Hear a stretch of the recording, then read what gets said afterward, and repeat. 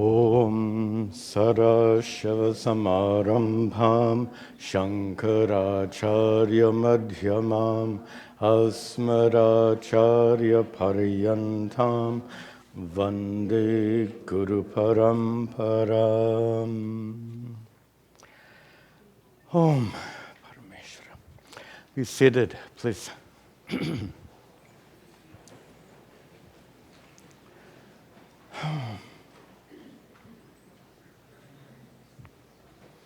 Oh, Om Parameshwara. Thank you. Oh, very nice. Nice to celebrate Guru Purnama. Okay.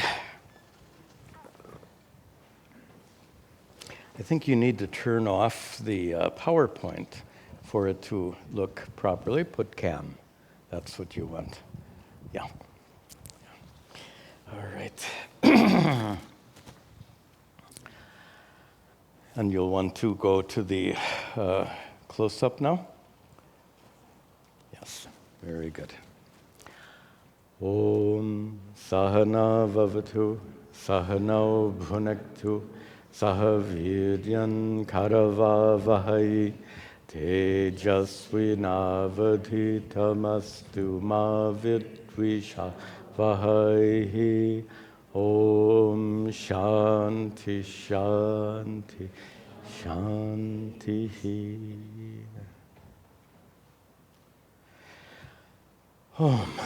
Very good. Welcome back. Nice to celebrate Guru Purnama with all of you earlier.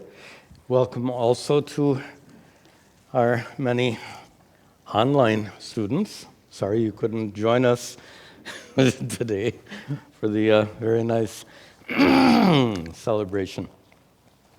So we continue. Excuse me.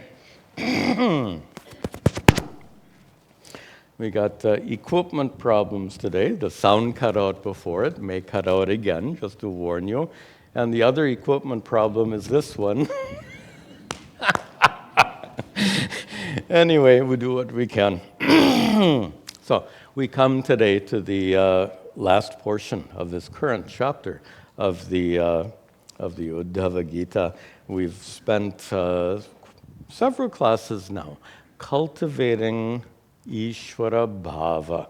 So this chapter and chapter 10 in the Bhagavad Gita are focused on recognizing Ishvara's glories wherever we go and whenever we go there, at all times, basically throughout the day.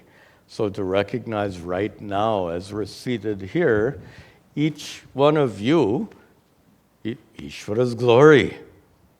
Every single person is a glory of Ishvara. And the tricky part is even the people you don't like are also the glories of Ishvara. In fact, they have a unique power. The power to irritate you and push your buttons. That too can be understood as a glory of Ishvara. So this is our topic for today, and we'll let Sri Krishna introduce the topic I hinted at before. The topic comes very nicely in this first verse. We'll see that first verse right now. Etaste kirtita sarva, etaste kirtita sarva, sankshepena vibhutayah, sankshepena vibhutayah, manovikara evaite, manovikara evaite, yatha vacha bhidhiyate, yatha vacha bhidhiyate.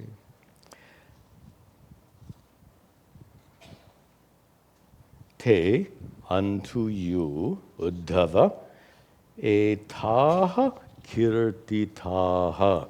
All of this has been told, all of this has been praised. What has been told? Sarvaha, all. Vibhutayaha, all of Sri Krishna's glories. So all of these glories, sarvaha, have been said, spoken, to Uddhava, and has gone on for, some 40 verses, almost entirely the 40 verses, were a narration of these glories, most of them. Turn this up a little bit. And he says sarvaha, but that's not quite true. Because, in fact, sarvaha means all. Remember in chapter 10 of the Bhagavad Gita, Sri Krishna says at the end of the chapter, after he's narrated so many, similarly, some 40 verses worth of glories he's narrated to Arjuna in that case. And at the very end, he says, "Oh, Arjuna, this, whatever I've said, is just a little bit." We have an American expression, tip of the iceberg. So that kind of sense. So what I've told you in chapter 10, Sri Krishna says, was just a little bit.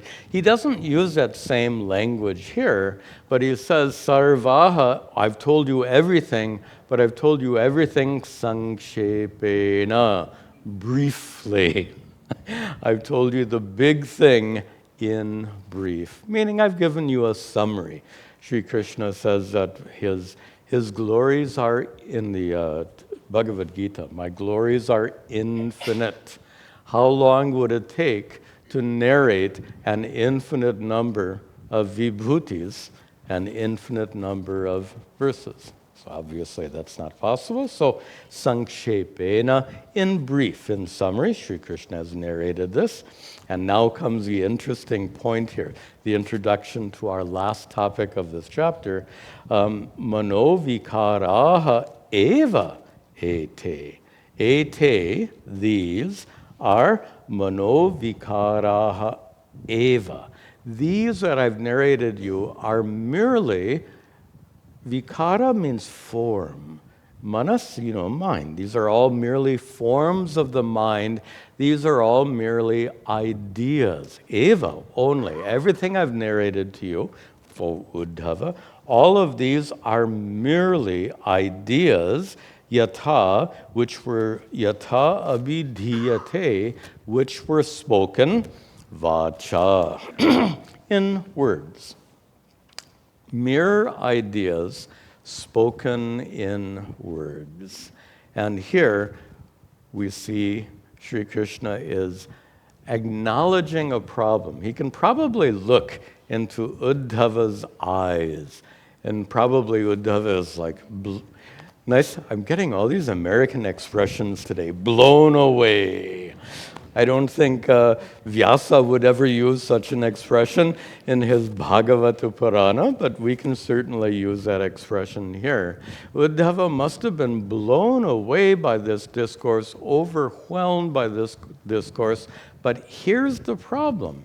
Sri Krishna recognizes that he has imparted unto Uddhava, and therefore unto all of us, he's imparted a whole long list of manners in which you can see Ishvara's glories manifest in the world.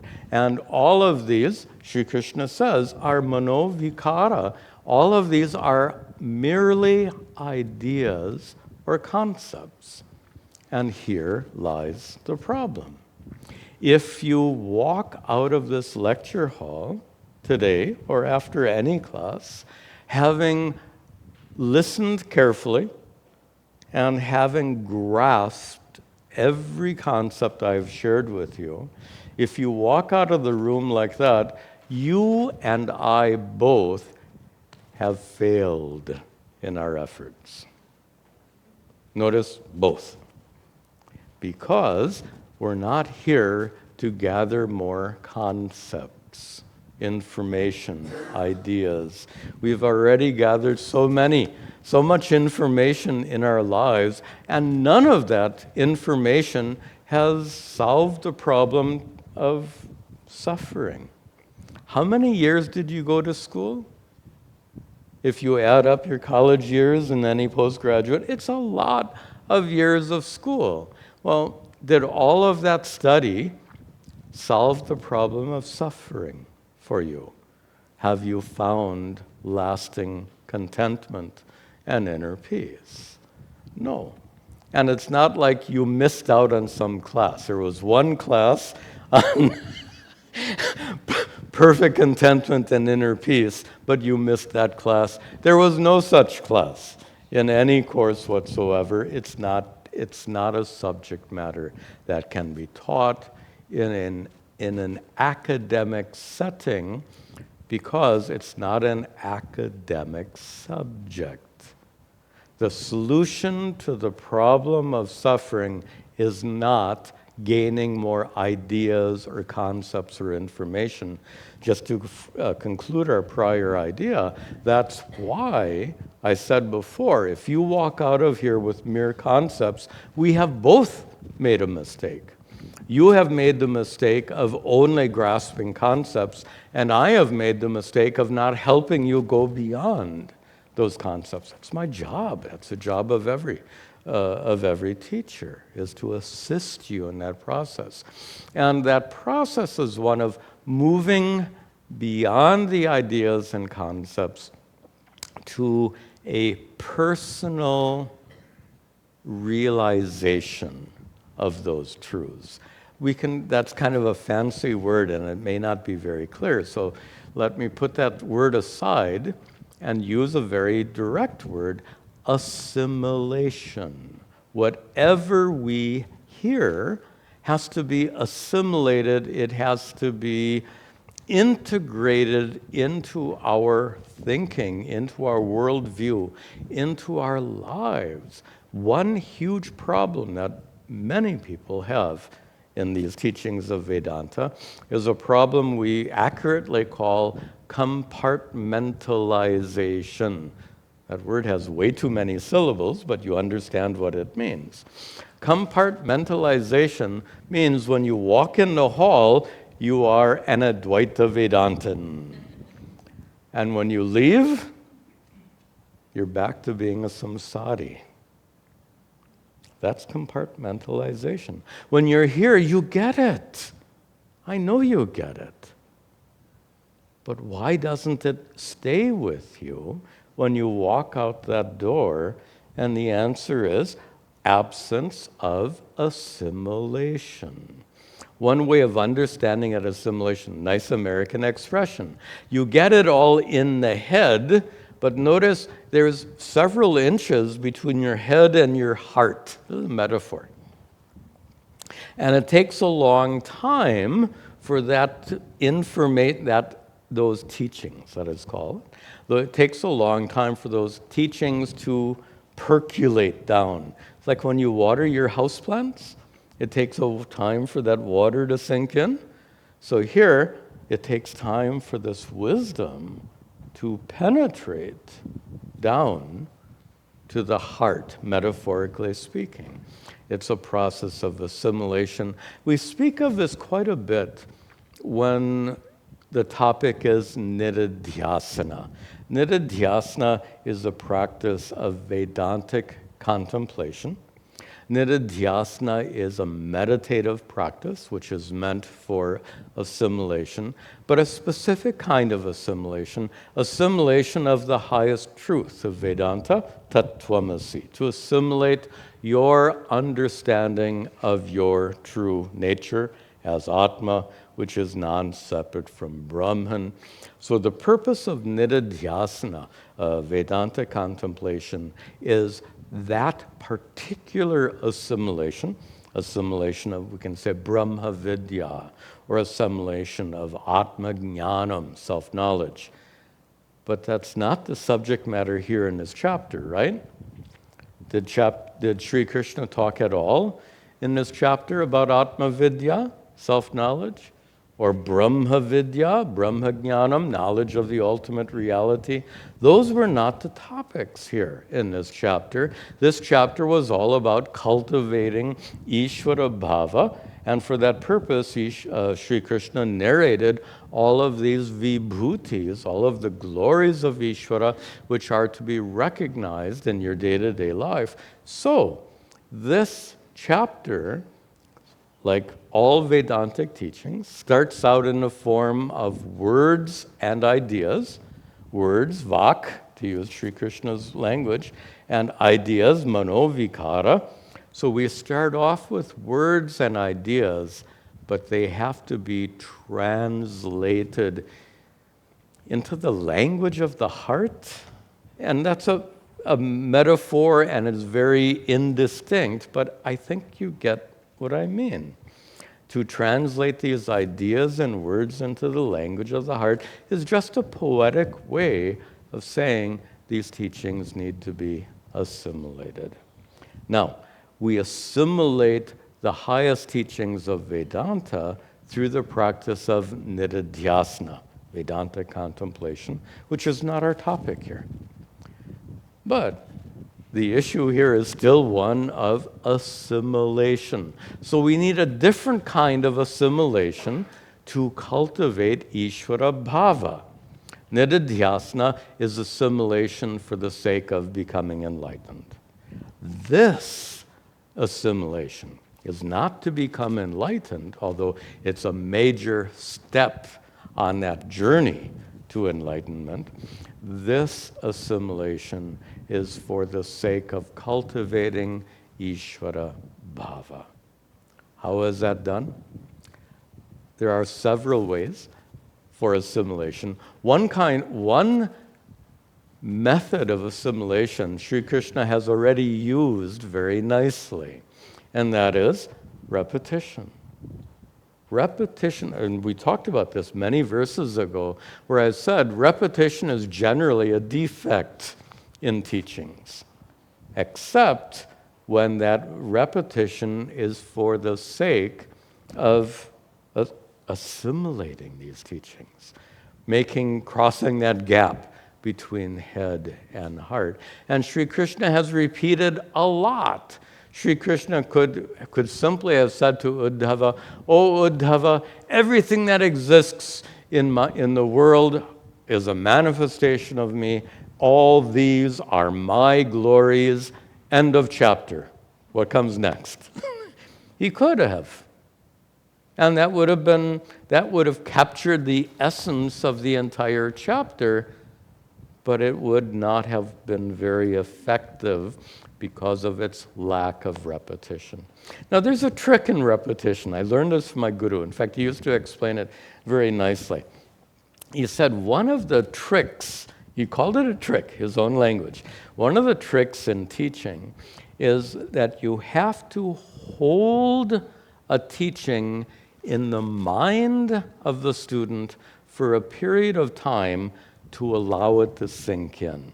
And he compared that to, and he would usually have a ball or something.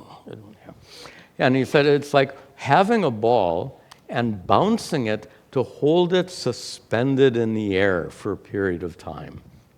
He said by holding that ball suspended in the air for a period of time, you have an opportunity to see that ball in a state of suspension in the air. He used that as a metaphor for his style of teaching, which was, as any good teacher, will repeat when necessary.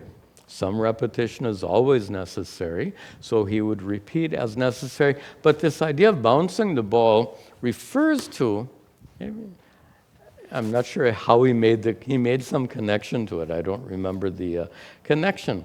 But notice bouncing the ball is dynamic. And the idea of being dynamic is when you repeat things, you can't simply repeat the same thing. You can't simply repeat the same thing. You can't simply repeat the same thing. So the repetition has to be dynamic repetition, which means every time you repeat it, it has to be different. And isn't that exactly what Sri Krishna has done here?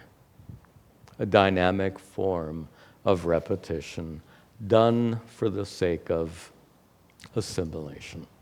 So we've come now to the end of the chapter, and assuming that, let's make it clear, the Ishvara Bhava we're after is an Ishvara Bhava where right now you recognize all this is Ishvara. When you walk out the door and you're walking to your car, you recognize all this is Ishvara. As you're driving home, all this is Ishvara. When you're cooking dinner tonight, all this is Ishvara. And when you wake up tomorrow morning, the first thought that comes to your mind, looking at the ceiling of your bedroom, all this is Ishvara. That's the goal. And that's a very lofty goal. And it means that the amount of assimilation that we've accomplished so far is probably not enough. So, what can we do for further assimilation? Sri Krishna is going to talk about meditation in the next verse, and that would be primary. I'll hold off my comments until we see that. In addition to meditation, how about studying this chapter again? So you've already studied it. To study it again would be wonderful for the sake of assimilation. You could, for example, watch these videos. You know this is all available on my YouTube channel. You could watch the videos again. I think the audios are available as podcasts. You can listen to that in the car. Or you can print out these slides and study it independently on your own. So in these various ways, if you study this chapter several times, it goes in. Before we see the next verse on meditation, let me point out that every text I've studied did not go in the first time I studied it. Absolutely not. The first time I read the Bhagavad Gita was in the 1970s. What did I understand then? Some of you would say in Hindi, kuch nahi, Swamiji jante hai. Jante the. My Hindi is pretty bad. So you get the point. And it's, I would agree with you. I understood nothing, almost nothing. I understood that, Bhagavad Gita is Sri Krishna is an incarnation of Vishnu. Arjuna is on the battlefield. And why are they talking about all this on the battlefield? That's probably my conclusion the first time I studied the Bhagavad Gita. Certainly I didn't understand it the first time, nor the second time. Actually, it wasn't until I studied it with Puja Swami Tadatmananda during our 3-year course, then and then only did I really understand it. And not just the Bhagavad Gita, every text I have studied without exception, I have not fully understood the first time. And that's in spite of understanding Sanskrit well and sometimes studying things with commentaries. Sometimes I have to study again and again and again. I went through the Yoga Sutras of Patanjali 4 times with probably 3 or 4 different commentaries, not all at the same time, before I felt like I finally understood what Patanjali was teaching. It takes repetition. When you're studying something so profound and so wonderful, it takes time. And by the way, why should we not want to study it again? This is beautiful, beautiful poetry. We don't read if you have a favorite poem, do you read it again and again because you have to? Like a teacher gave you an assignment? You read it again and again because you love to. That's the idea. Okay, let us continue. So assimilation, Sri Krishna now turns to meditation as a means for assimilation. Vacham yat yaccha mano yaccha, vacham yaccha mano yaccha, pranan yacchendriyani cha, pranan yacchendriyani cha, atmanam atmana yaccha, atmanam atmana yaccha, na bhuya kalpyase dhvane, na bhuya kalpyase dhvane. Yaccha means to control. To control, and it's a command. And he doesn't come. Not ruko. What would be the right verb here? To be self-controlled. I don't know. You figure it out. So here, yaccha, from the root yam, as in yama, to control. And yam becomes yaccha. You must control. And it's second person singular. He's addressing Uddhava, which means we're all looking over Uddhava's shoulder, so to speak, listening in on this samvada, this dialogue. So Sri Krishna looking over Uddhava's shoulder, Sri Krishna is addressing all of us. Yaccha, you should control vacham. Now, at a simple level, speech, but connect this to the prior verse. He used vach, not in the sense of speech, but in the sense of words. Words and ideas was the context of the prior verse.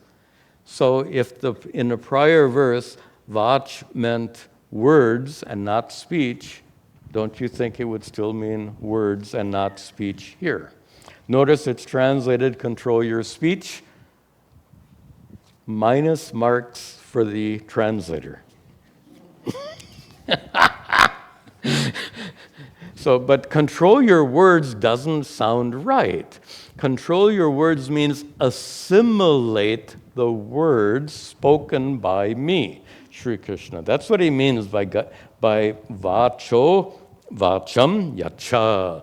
Control your speech is a literal translation. In this context, it means assimilate those words, is what it means in context. Assimilate the words spoken by Sri Krishna in this chapter. Then, mano yaccha. And here control is fine. Control your mind, because this verse is talking about meditation. Meditation for the sense of assimilating those words.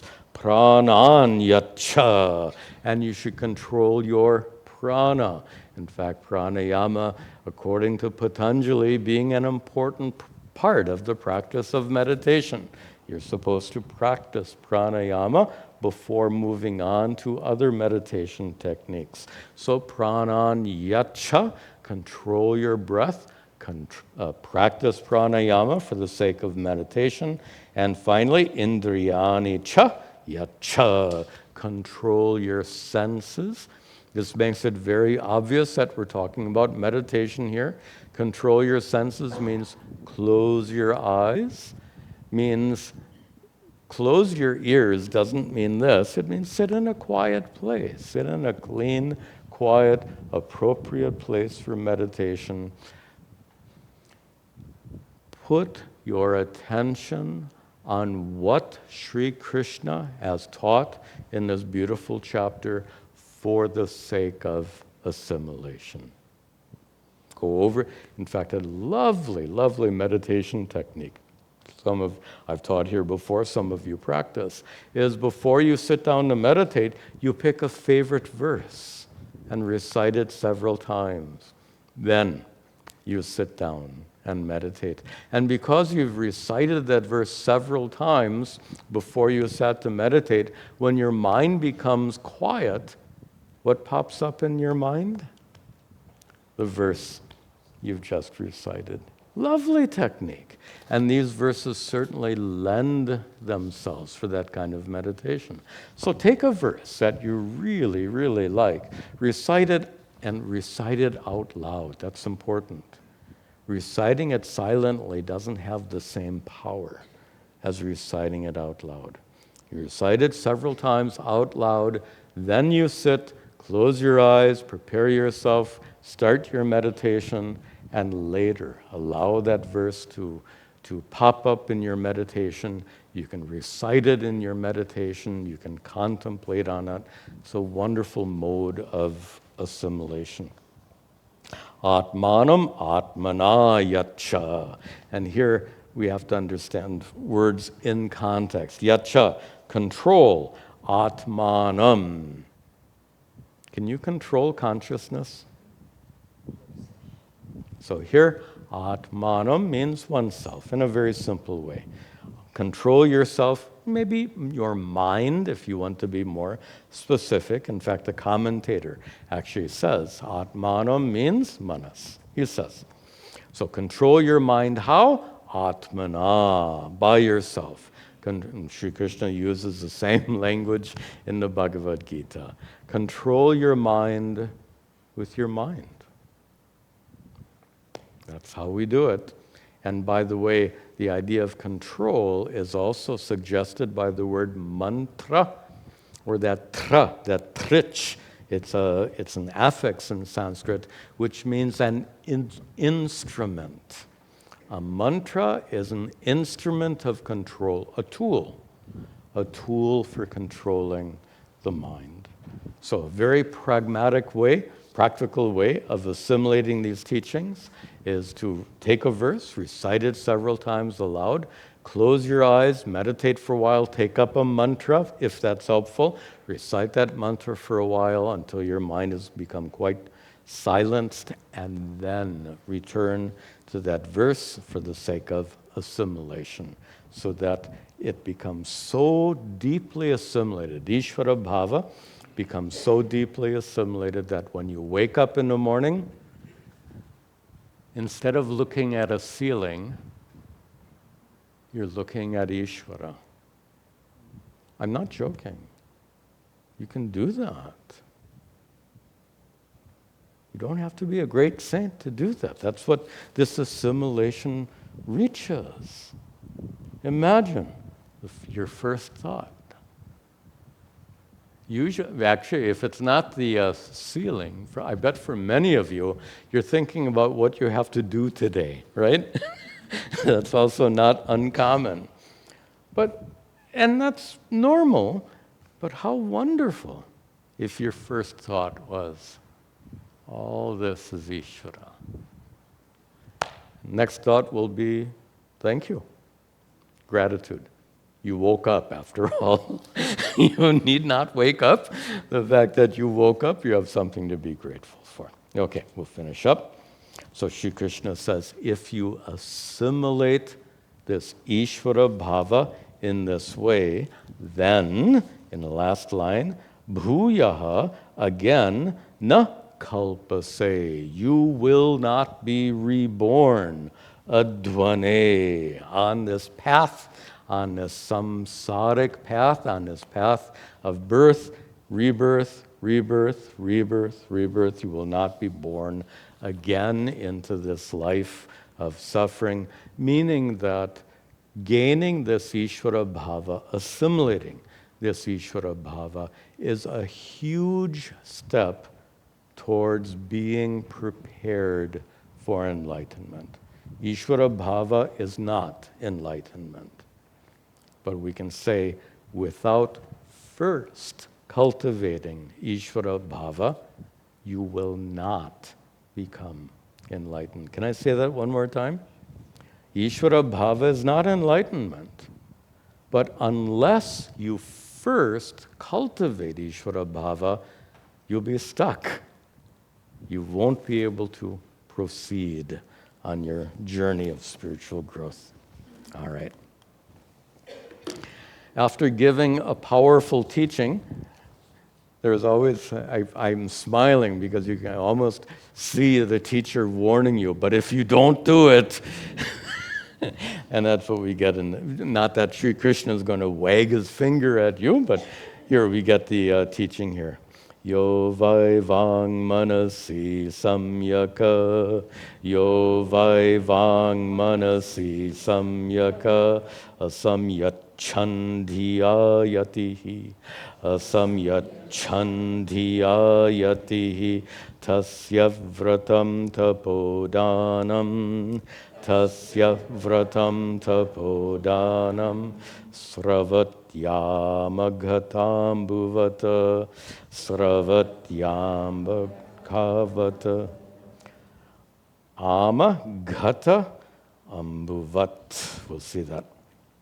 Yaha, and connected to the next line end. Yaha yatihi. Yataha, one who is a yati. And here we get more minus marks for the translator, because yati here cannot mean monk. Commonly, yati is used to mean a sannyasi, commonly. But it can't mean that here, because after all, who is Sri Krishna addressing? His cousin Uddhava. Uddhava Bhai, some of you would say.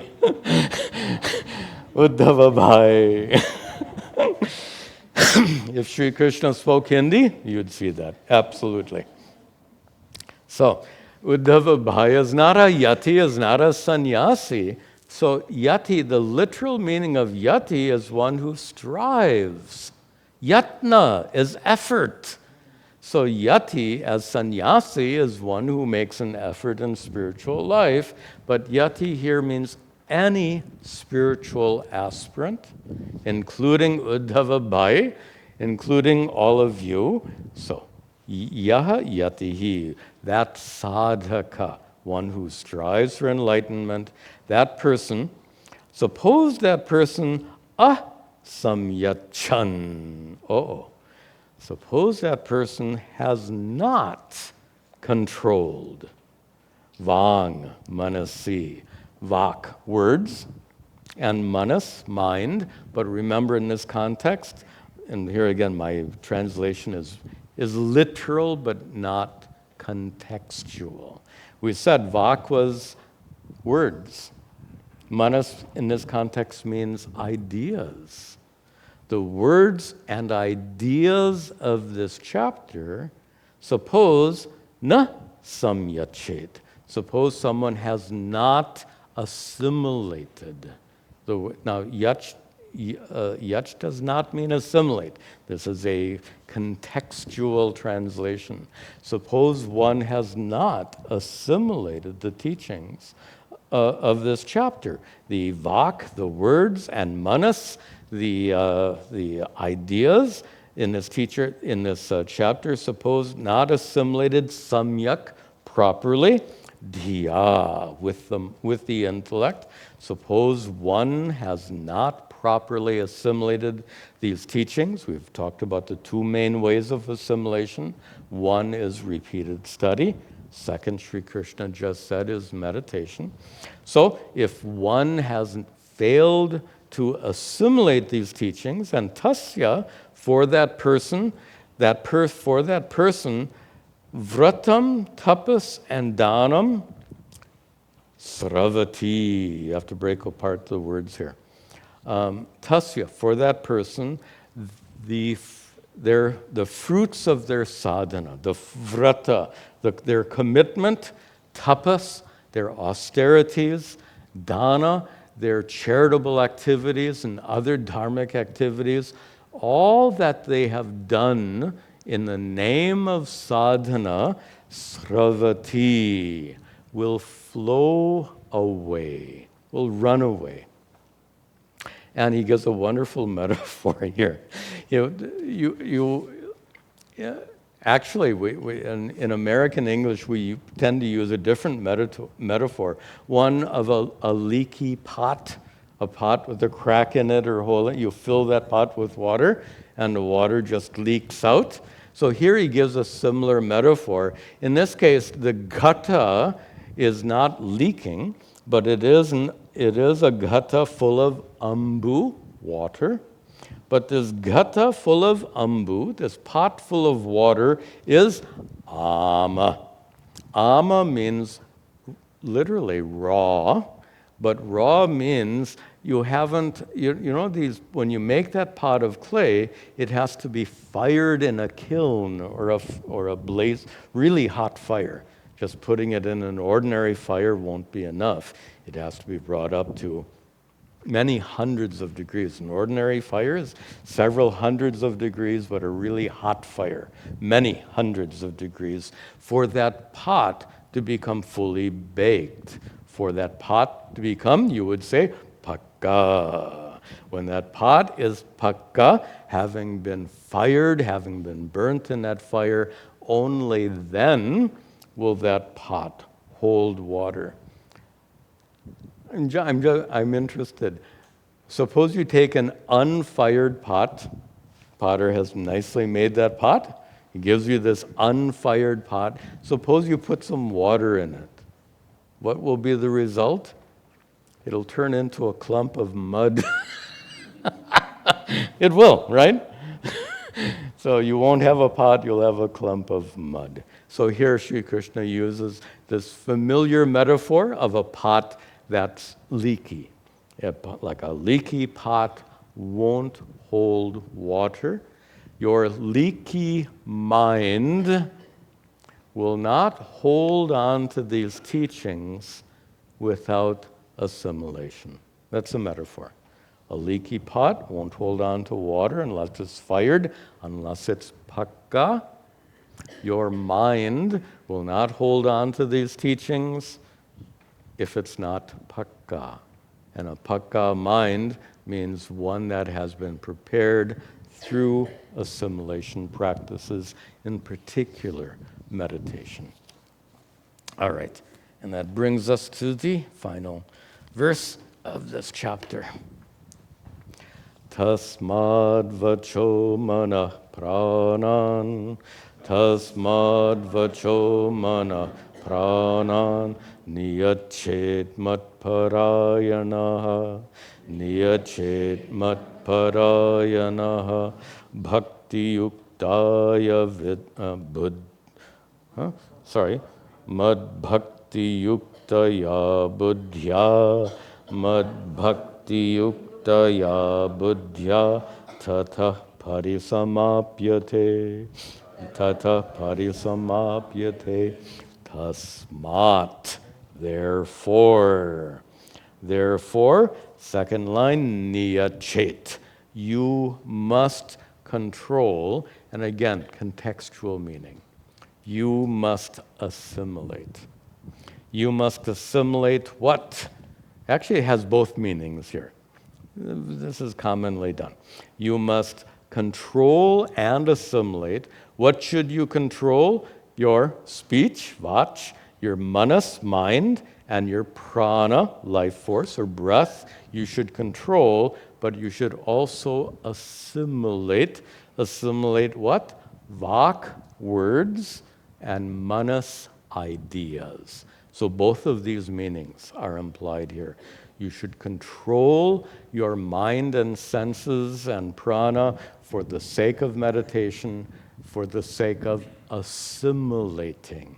Vak, words, and manas, the ideas found in this chapter. And who are you, the meditator, and what kind of meditation? Sri Krishna just hints at it. He says, mat parayanaha.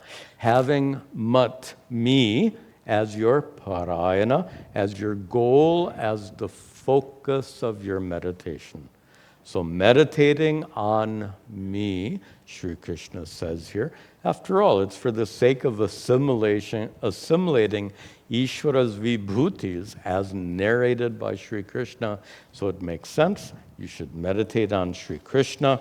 And in this way, mad bhakti yuktaya buddhya, with your mind, buddhya, with your mind being mad bhakti yukta, endowed with devotion, bhakti, mad bhakti, with devotion to me. Focusing on me in meditation and cultivating this Ishvara bhava. And a last word here on Ishvara Bhava, since we're finishing the chapter here.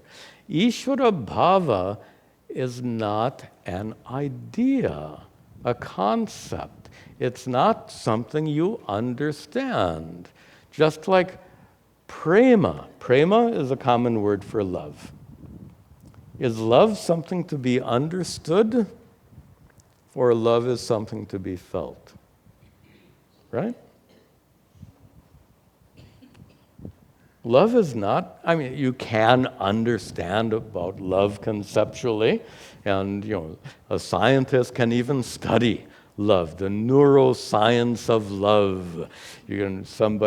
I bet somebody's got their PhD degree for doing a thesis on that subject. They have their PhD having studied the neuroscience of love. No doubt there's a lot to be studied, but that's obviously not the point. So the point, love, prema, is a bhava, is a feeling. Ishvara bhava is not a conceptual understanding. We start off with a conceptual understanding, absolutely, but it needs to be assimilated until it becomes a bhava, a feeling. And very simply, the feeling that you are always in Ishvara's presence. It's that simple. What Sri Krishna has said here in so many verses comes down to that very, very simple point. The goal here in cultivating Ishvara Bhava is to continually feel I am in Ishvara's presence. From the moment you see the ceiling of your bedroom until the last moment you see the ceiling of your bedroom before you drift off to sleep. This is a feeling, to feel that you are in Ishvara's presence. Again, yes, it's true. We start out with a conceptual understanding. And you remember a class when I went through that fairly complex topic, Ishvara being the abhinna, nimitta, upadana, karana, this complex Sanskrit expression we have to describe the fact that Ishvara is the source of the stuff out of which the universe is made. Ishvara is also the intelligence through which the universe has been fashioned and continues to function in an orderly manner. This is conceptual, highly conceptual. In fact, you really have to think about it a lot to understand that complicated expression, abhinna, nimitta, upadana, karana. And by the way, you can go back and watch that video. If you've forgotten it by now, and you may have, go back and watch that video. It's important. But that's the starting point. That's the conceptual understanding which leads us to the bhava. And that bhava comes much more effectively if you start with that understanding. You can get the bhava without the understanding, but if you are let's make a differentiation here. If you are a person who is by nature inclined to have great faith, love, devotion, bhakti, shraddha, if that is your nature, you probably don't need this chapter because you probably already have bhakti bhava. If you already have bhakti bhava, you can skip this chapter. That's true. But remember our definition of bhakti bhava. From the time you open your eyes in the morning to the time you close them in the evening, to always have the sense you are in Ishvara's presence. If you already have that, you don't need to restudy this chapter. You don't need to perform these meditations. You are incredibly blessed if you've already accomplished that. If you haven't already accomplished that, then this chapter, together with its conceptual teachings, will be helpful in cultivating that feeling of bhakti bhava. And from that cultivation, tataha, thereafter, parisamapyate. Parisama, khatam ho gaya. Better yet, sampurna ho gaya. You become full and complete. You reach the goal you've been seeking. Parisamapti is a term that's loosely used for enlightenment. Samapti means attainment. Parisamapti, a complete attainment, complete fulfillment, enlightenment. And remember, our definition of enlightenment is to recognize your true nature, that so-called inner divinity, as being utterly unaffected by worldly troubles. Therefore, you recognize constantly your own divinity, being non-separate from Ishvara. You are free from suffering, and then there's a step 2. Then, and you may have heard me make this comment before, and we'll conclude our class with this observation. When you, and people ask, it's a different topic, let me introduce it briefly. Isn't enlightenment selfish? Parisamapti. You become completely fulfilled. You reach the ultimate goal. You become enlightened, mukta, free, liberated. It sounds so self-absorbed, except for the fact that, in practical terms, when you suffer, you inadvertently make everyone else suffer. And most directly, the people you are in contact with every day, your family members suffer, your relatives suffer, your co-workers suffer, fellow drivers on the roads suffer. When you're in a bad mood, watch out. It's true. When you suffer, you make everyone else suffer. So, just for fun, for the sake of everyone else, please get enlightened. How is that? Not for your sake, for our sakes. Okay, you get the point? This is parisamapti. This is a fulfillment of life. And this is a nice place to conclude our class today. Tomorrow, Sunday, we have our Vedanta class, Shankara's wonderful text, Upadesha Sahasri. Come join us at 10 o'clock.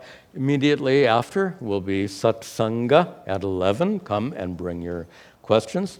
Also, we have a big gardening project scheduled for right now, actually.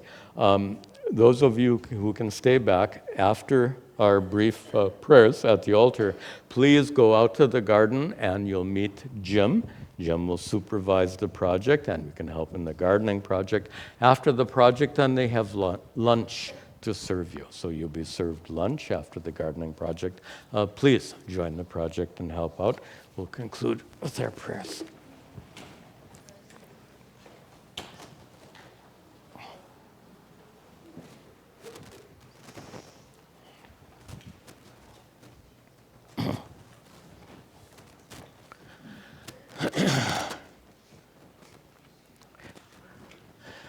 Om Gananahantua Ganapatigam Avamahe Kaving Gavinamupamashravastamam Jeshtarajam Brahmanam Brahmanaspatahana Shrinvan Utibasvida Saranam Om Mahaganapataye Namaha Ishvaro Gururatmeti Murti Bheda Vibhagine Vyoma Vadvyapta Dehaya Dakshina Murtaye Namaha Vasudeva Sutam Devam Kamsa Chanuramardanam Devaki Paramhanandam Krishnam Vande Jagadguru. Om Sarve Bhavantu Sukhina Sarve Santu Niramaya Sarve Bhadrani Pashyantu Ma Kaschid Dukkha Bhag Bhavet Asato Ma Sadgamaya Tamaso Ma Jyotirgamaya Mrityorma Hamritangamaya. Om Shanti Shanti Shanti. Om Tat Sat.